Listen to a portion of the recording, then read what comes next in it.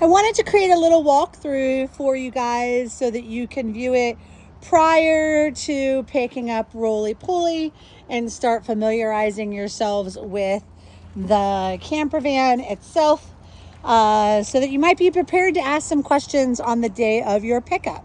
So first and foremost, Roly Poly is a Winnebago camper van. Walking in here, when you open up the side door, one thing you want to take note of, there is a handle right here, but people tend to put their hand here in order to brace themselves to get in, and that's where the on and off button is for the RV itself. So sometimes I get calls saying that there's no power in the RV, and every time it's been because this button got pushed. So when you come in the RV, it is kind of a big step, but it's manageable. You can get to the front area. We have the seating area, and this table does swing out, and it does completely lift out of that section, and you can kind of put it behind the seat and get it out of the way if need be. You have your bit of a kitchenette here over on one side, your restroom on this side. Then you could walk into the back. The most people tend to travel this way with the bed in the up position, but you can put that down as well. So this is just a general walkthrough here. And then we have the pop top that's up above, that we'll show you how to open up in a little bit. Want to walk around the whole RV and show you all the little things to pay attention to.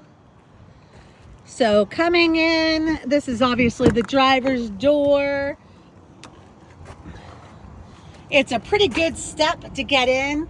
Yeah, you can hold on to the steering wheel and kind of yank yourself in.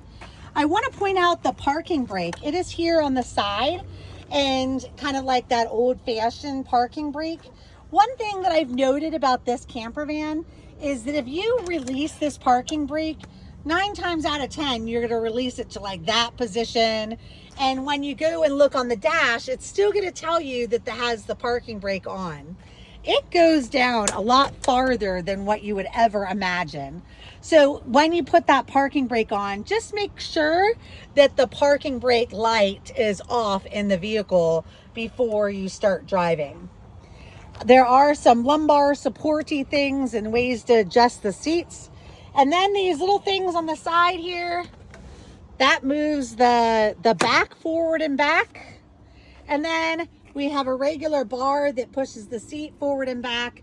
And this one on the other side, I don't know if I can pull it as I'm videoing. Oh, I can.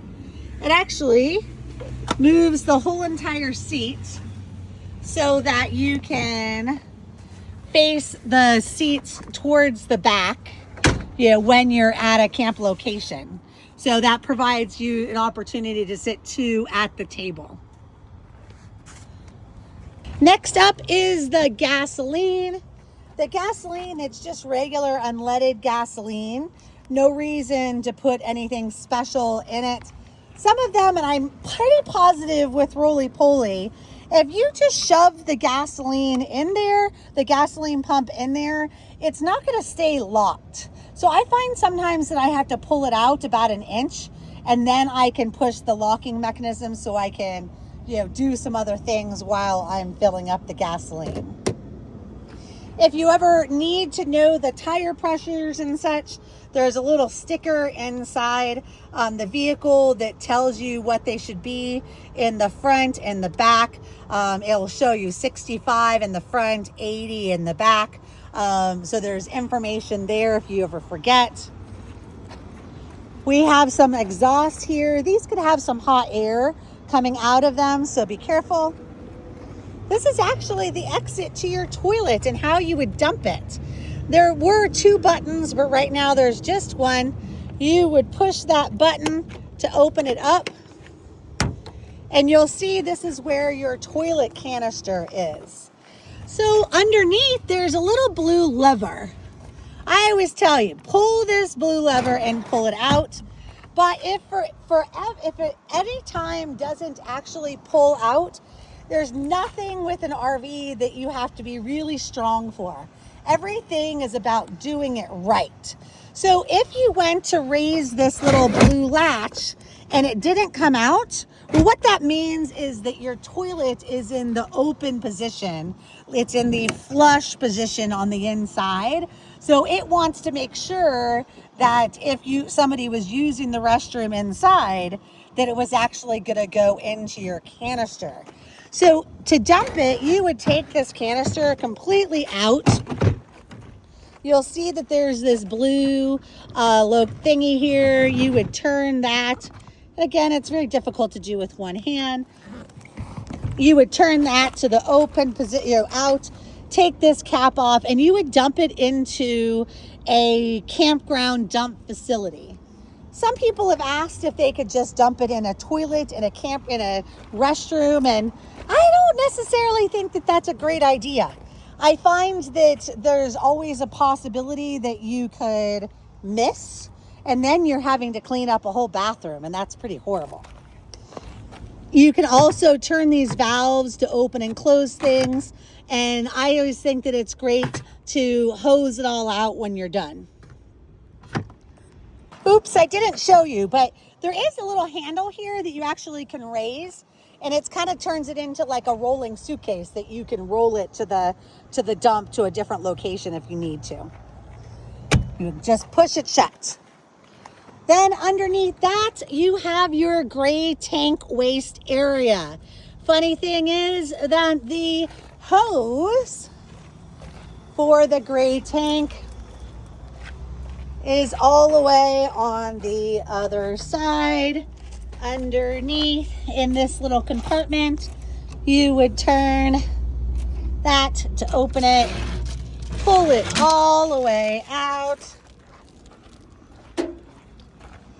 walk to the other side of the vehicle, and then this connects onto here.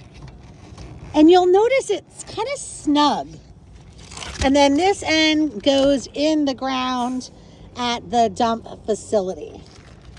When you have all of that connected, you pull this handle here and you will dump the gray water. So the gray water is soapy water from your dishes, from the shower, but it's still something that should be put in a dump facility, not just on the ground. Some people might disagree, but I feel like that's the correct answer that I will share here.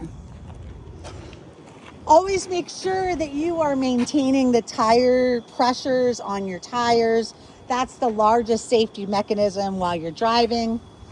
You'll see that there's two different exhausts here. One is from the generator and one is from the camper van itself, from the truck itself. So they'll both have hot air coming out, so be careful. You have your spare tire. And then coming around to this side is where the door is.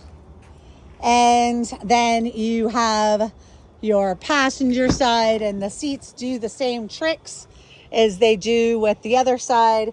And you'll see the fire extinguisher is there as well. That's coming all the way back to the front of the vehicle. There you go. Coming towards the back of the camper van. Always open the right door first, then the left handle has a handle here, and vice versa. When you close the door, you want to close the left-hand side first and then the right. You'll see that we do store a little microwave over here. You would just take this microwave and put it on the counter and plug it into the outlet over there. And we also have a little kind of TV tray that makes things easier when you're kind of sitting and relaxing in bed, that maybe you can, do some work there, provide just a different tabletop space for yourself. Then this side over here, we have our broom and Swiffer. It's bungee corded in. Your water station is right here. So if you'll look and see, first and foremost, Up here in the top, you do have a hose. Then you'll see there's a second hose with a nozzle on it. So this nozzle here could use more of an outdoor shower. You can hook it up to this location, turn on these handles, and you could then kind of stand here, rinse off your feet, wash the dog, do whatever you need to do outside rather than using the shower inside the RV itself or camper van itself. Then here is the water, where all water is for the RV. You'll see that there's a little grid system here with a kind of a puzzle here. So dry camping, you'll see that the white needs to be down, green up, red up, and blue to the left. So that means that you have no water hookups. You're going to use the water straight from the water tank. And for the toilet, for the sink or shower, straight from the water tank. If you wanted to hook up the water hose to the RV like it is city water, check out right here. So we do have an option that you can also hook up your hose to the city water. You'll see it's white down, green to the left, red up, blue to the left. And you would hook a hose up here. There's a hose here for you. Hook it up into this spot right here. You kind of shove it in and then turn this white kind of flowery piece in order to attach it on there. When you do that, you're actually bypassing the water tank. It's going to go straight into the RV, so you have an unlimited supply of water that you can use. This might be good for a shower. Maybe you just want that unlimited supply of water. But just to kind of point out something that's maybe not so obvious. While your water hose is hooked up, there's no hole to put the water hose. So these doors need to then stay open. So it's not the most opportune situation, but it is possible. The next one you'll see is the power fill tank.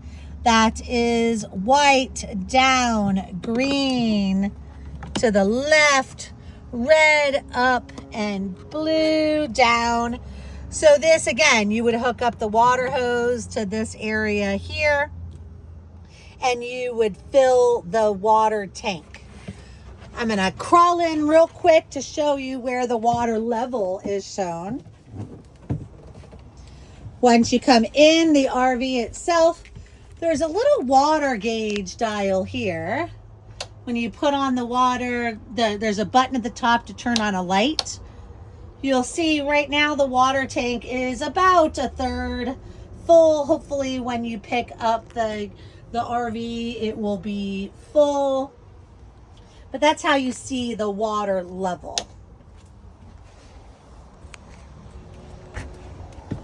So these water gauges are very important. So right now we have it in the water fill mode. So if you were to go to the sink to turn on the water would actually not turn on. So that's the first thing to look at is first and foremost, when you use the water and there is no water, you're going to come back and look at these valves, make sure they're in the correct position, and then also your water pump.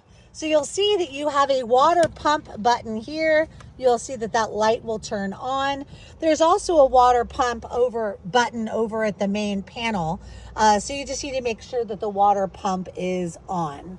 There is an outlet back here as well. In this little cabinet, you'll see an adapter that will adapt from a 50 amp to a 30 amp. And your electrical cable is here. And that electric cable hooks up to the outside of the RV here. It is a 30 amp RV. You would shove the electric cable in there and it has a plastic ring that you attach onto the RV itself in order to connect our camper van to electric power source at, say, a campground or a Love's gas station. Make sure that when you do that, you also turn on the breaker at the pole as well. Walking back to the back. When you close the doors, again, you're going to close the left door first and the right door. Oh, let me show you one more thing. See how there's screens here? These screens, you can release them and they'll kind of keep some of the bugs out. If you want to take them off, please be very careful. They are Velcroed onto here. And if you would just yank all of these off, you're probably going to yank off the Velcro as well. And then there's some window coverings to provide you some privacy. And these bars will actually give you, you can hang your towels on them. They turn into kind of a clothing rack. I've even seen people hang like sheets on them to provide a little bit more privacy to chains and such. So right now, we are just sitting in the storage facility, so it's a bit warm. I'm going to get that air conditioner on because I am pretty hot. So above the seating area, you'll see the main panels. So in order to start the air conditioner, it even tells you here, start generator, press stop for 6 seconds, then press start for approximately 4 seconds. So let's follow those rules. 1, 2, 3, 4, 5, 6. 1, 2, 3, 4. And you may not be able to hear it on the video, but it did start in about 2 seconds. Also looking at this panel here, this area, this first panel here is for your heat stuff. Anything having to do with hot water or hot air. So you would push the button. You'll see that there is the little RV with the thermostat in it that's blinking. That's going to turn on your furnace. You would turn the dial, actually select it. You'll see that it's in the off position. Then you would turn the dial and set the temperature. In order to back out of it, you push the arrow. Again, you're going to go to the one that has the thermostat in the water. You would push that to turn it on. It's in the off position. Turn it to hot. The boost, I don't know, maybe it just uses electric and gas. I don't know. Just turn it to hot. And it takes about 30 minutes or so to heat the water. Then looking on this panel, first you have a button that says LPG. This tells you that you have 2/3 of a tank of gas. The gas is to be used for anything, for the hot water, for the furnace itself, and for cooking too. So when you get the RV, we hope that it's going to be at least 2/3 or higher. If we would take it to be filled at 2/3, there's a possibility they might top it off, but it might come back and still say 2/3. The next one you'll see is the battery button. It's going to tell you that it's full, but that's because the generator's on. And the next one is the gray water. It says right now it's at 1/3. Be careful, sensors are not necessarily correct. So 1/3 is probably a good indication, but just keep an eye on it. And as I said, we had a button in the back for the water pump. There's one here. What you really care about is this red light, that is on. Then you have your generator hours. Right now, you have 702 hours on this generator. For your reservation, you have 4 hours of generator free per day. And then it's $5 an hour after that. Now we have your holding tank heater. This tells you always off. I sort of agree with that. But even in Florida, this past winter, we went down to freezing temperatures. We did winterize all the vehicles, but if you were out camping and it was going to be, in your 30s, or 20s for an amount of time, I may recommend to turn on that tank heater. And then this is your solar panels. Luckily for us, we've never had to troubleshoot a solar panel. They either work or they don't work. Well, they've always worked, luckily. And it just is telling you what it's doing. And very important for this particular RV, you do have an LP or a gas on and off button. I recommend leaving that in the off position, and I'll tell you why in a little bit. For right now, I'll turn it on. You do have 2 bucket seats with seat belts. So if you had 2 kids with you, or 2 additional adults for that matter, they can be properly seat belted for safety regulations. Again, this table does swivel and it comes completely out. And this chair, it's still leaned forward. Wonder if I can lean it back. No, it's the other side. I can't reach it right now. But it provides you an opportunity to at least sit a couple of people at this table. Again, there's window covers and the cabinets. There's some extra storage space. Just to give you a good view on the front here, you have your steering wheel. There is a raise and lower if you want that at a different angle. You have your center console where you can Bluetooth to in order to play your music and your turn by turn.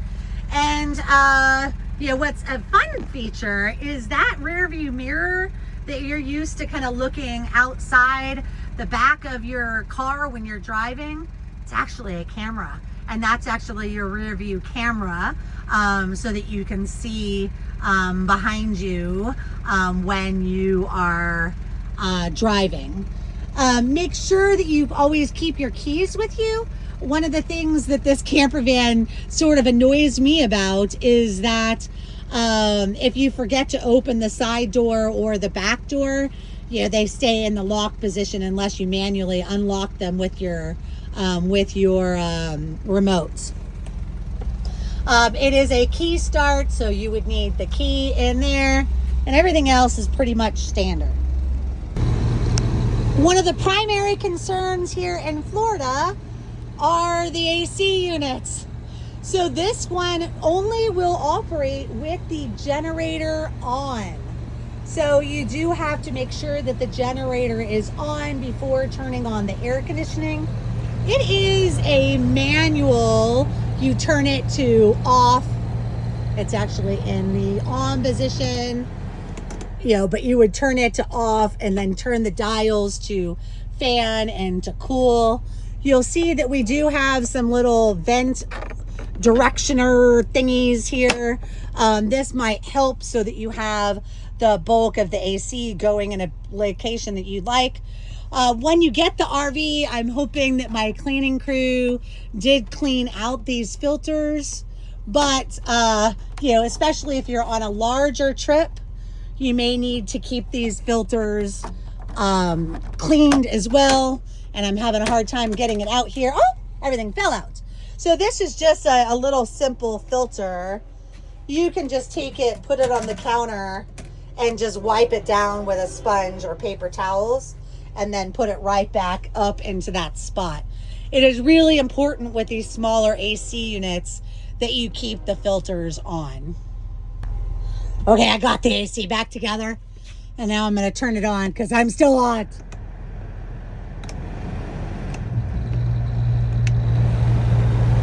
High cool is what I need. In this cabinet here, really you have some more kind of emergency things. There is a change of tire thing. That blue bag is actually the levelers for the RV. This RV does want to stay level because it has a fridge that needs to stay level. So with those blocks in the bag, you would pile them kind of like a little Lego tower, put 2 on the bottom and an interlocking one on top. And then you might drive the front tire up on it, or the back tire, or the left tire, the right tire, just to make it level. And there should be enough blocks in there if you need to do 2 tires because the RV is a little bit like this, or if the RV is a little bit like this. You do need to get the RV as level as you can. This Murphy bed just has a little latch right here, and it will fall down and rest down here. You'll see that the bed flattens out here. There is room. I've had a number of guests that have had an egg crate, one of those pads that they brought from home, and they would put it on here. And there is room in order to kind of fold everything up, including your pillows, and put everything back there. But as far as for our guests, it's just we don't have room to store it. So we've had some of our guests that have brought it themselves. There's extra cabinets to put your stuff in. Let's see in here. Here, there's some cups in there for you. You have your plates and pans. Then here you have some cooking utensils. Down in this cabinet, you do have a coffee pot. These are some toilet chemicals that I'll show you how to use in the toilet. Just a couple of other things. And right this second, I don't see any silverware. That's crazy. So I'll make sure that I put some silverware in here as well.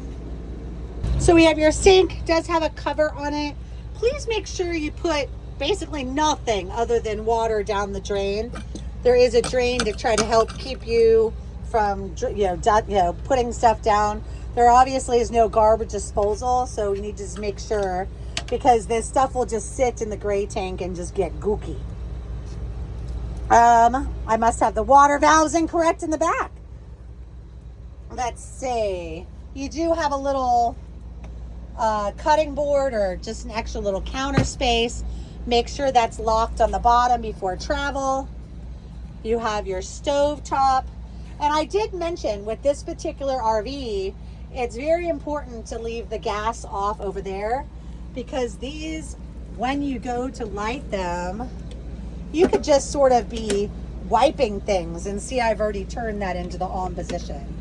So you would turn it into the light position and click that light. It clicks, and it turns on. It's so hot you can't even see the light there, but it's on. And then make sure that you clean things off properly. When you're driving down the road, if you hear a rattle, most likely it is something in this stovetop area. So make sure that these are kind of sitting in there correctly. Make sure that this glass top is sitting in there correctly. I've even seen people come back that they put like a dish towel in this area to keep it from rattling. And you'll see that we do have little levelers here. In order for the RV to be level, you would like the bubbles to be in the middle. It doesn't need to be perfectly level, but it needs to be more level than it is right now. And then going back towards the door here, we have our fridge. It does have a lock, so make sure while you're driving, it's in the lock position. And open it up, and your fridge is there. And there's some extra chargers for you and lights. Again, I told you, nothing in an RV you need strength for. It just has to do it the right way. This does lock, and so if you're not able to open up the door, it's most likely because that door is locked. And if you don't lock it, it does tend to swing open as you're driving. So you can see that right now it is locked. I'm going to unlock it. So this is your toilet area. There is a little mirror there. I added this extra shower curtain because I felt like if you were actually going to take a shower in this bathroom, the water was just going to get everywhere. So I was hoping that the shower curtain might help, and guests have not told me otherwise. So hopefully it does help. It's just a regular shower nozzle, and the thingies are here. Then the toilet itself, if you were to flush the toilet, you're going to push that button. And again, buttons are wrong in the back, but water would flush into the toilet. And then this is the open and close valve for the toilet. So I told you that if the canister is not coming out, it's because this is in the flush mode. So make sure that you keep it in the not flush mode, the closed mode. And as far as smells from the toilet, I feel it's really important to leave about a half an inch of water at the bottom of that. So right now, if I was renting or if I was traveling, I definitely would go back to the back, fix the nozzles, and make sure that I have some water in the bottom of that, because the smells do tend to infuriate the whole RV, and that's not good. So make sure that there's some water to kind of seal that area. Okay, so now we have the pop top, and unfortunately there is no way I can demonstrate popping it up while I'm videoing. So I'm going to tell you all the steps and you're on your own. So first and foremost, this latch right here is just the safety mechanism. So this just holds it. So you're going to push that button in order to release it. And you would do the same for the other side. Then this, watch this area very closely when I turn it. I'm going to turn this down and turn it, and see how this actually expands to release the area here.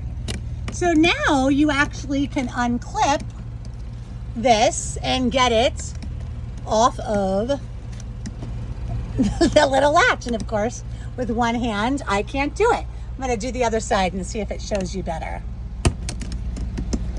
There we go. See how it unlatches here? So now you would, with all your might, push this up.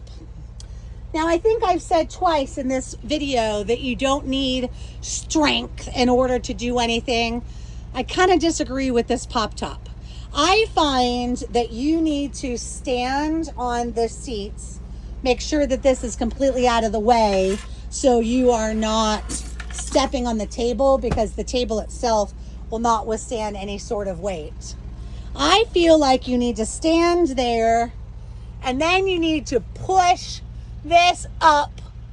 And once you kind of get it to move a couple of inches, it does seem to go faster, and it will go all the way up. So once you get it in the up position, oh look, now it's released. I'm gonna push it into the up position right now. So I kind of do a weird thing where I sort of push the thing up with my head while I'm standing here. Push it up with my head so it's about 6 inches up, so that I could then get my hands to push it up there. And it takes a little bit of might. You'll see up here, your ladder is stored. Let's see if I can do this with one hand.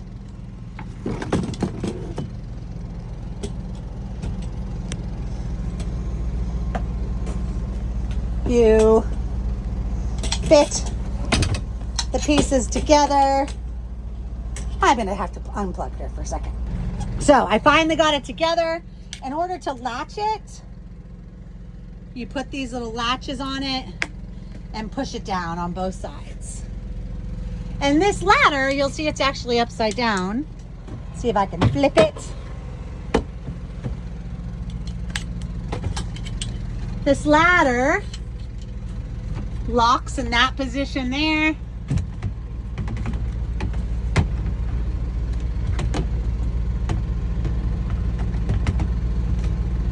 So that you can climb up. So climbing up,